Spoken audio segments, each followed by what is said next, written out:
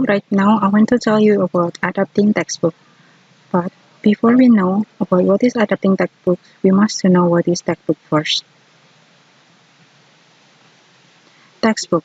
Commercial textbook together with ancillaries such as workbook, cassette, and teacher's guide are perhaps the commonest form of teaching materials in English teaching. Textbook. On learning English. For reading, textbook may be the basis for a course on reading skill, providing both a set of reading texts and exercise for skill practice. For writing, textbook may provide model composition and a subtopic for students to write about. For grammar, textbook may serve as a reference book and provide examples as well as exercise to develop grammatical knowledge. For speaking, text might provide passages for students to read and discuss. And last, for listening, text together with audio cassette or CDs may serve as the primary listening input in a skill course. Advantages of using textbook. First advantages is they provide structure and a syllabus for a program. Second, they help standardize instruction. 3. They maintain quality. 4. They provide a variety of learning research. 5. They are efficient. 6. They can provide effective language model and input. 7. They can train teachers. And last, they are visually appealing. And the disadvantages of using textbook. First disadvantages is they may contain inauthentic language.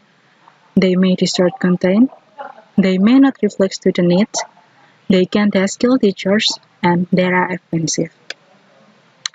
And let's know about adapting textbook.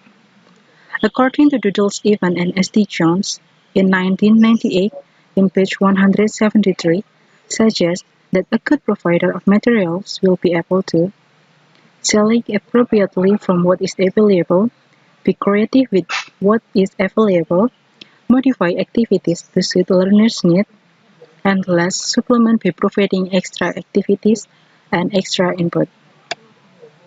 Why adapt? Why we must do adaptations? Because to increase learning value, to take more interesting, to suit our own teaching style, for the sake of variety, and less for fun, because when we do adapt, we will feel like it. These adaptations may take a variety of form. First is modifying content, adding or deleting content, reorganizing content, addressing omissions, modifying text, and the last extending text. Modifying contents. Content may need to be changed because it does not suit to the target learners, perhaps because of the factor related to the learner's age, gender, social class, occupations, religions, or cultural background. Adding or deleting contents. The book may contain too much or too little for the programs. Whole units might have to be dropped or perhaps sections of units without the book omitted. For example, a course may focus primarily on listening and speaking skill and has writing activities in the book will be omitted. Reorganizing content. A teacher might decide to reorganize the syllabus of the book and arrange the unit in what is considered a more suitable order. Or within a unit, the teachers may decide not to follow the sequence of activities in the unit but to reader them for a particular reasons. Addressing omissions. The text may omit items that the teachers feel are important. For example, a teacher may add vocabulary activities or grammar activities to a unit. Modifying tasks. Exercise and activities may need to be changed to give them an additional focus. For example, learning activities may focus only on listening for information, so it is adapted so the student listen a second or third time for a different purpose. Or activities may be extended to provide opportunities for more personalized practice. Extending tasks.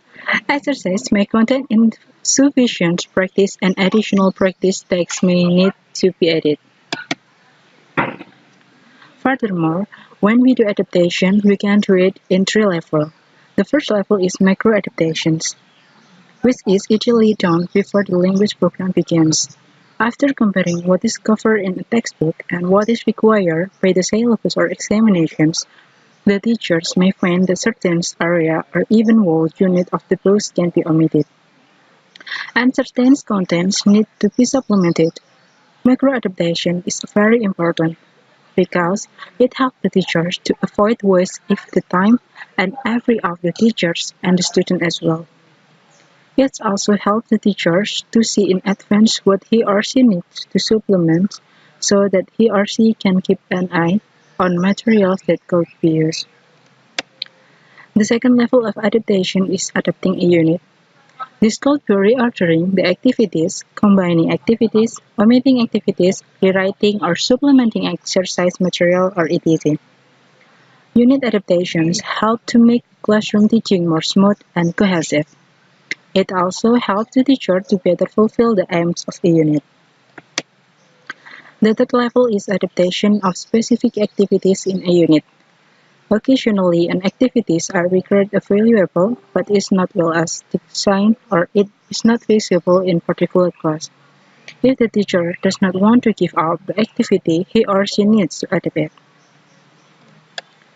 Reference: I use reference for this material from Jack Richard in 2001, Designing Language Course, a guide for teachers in Canada, Henley and Henley. Thank you. That's all about adapting textbook. Thank you very much.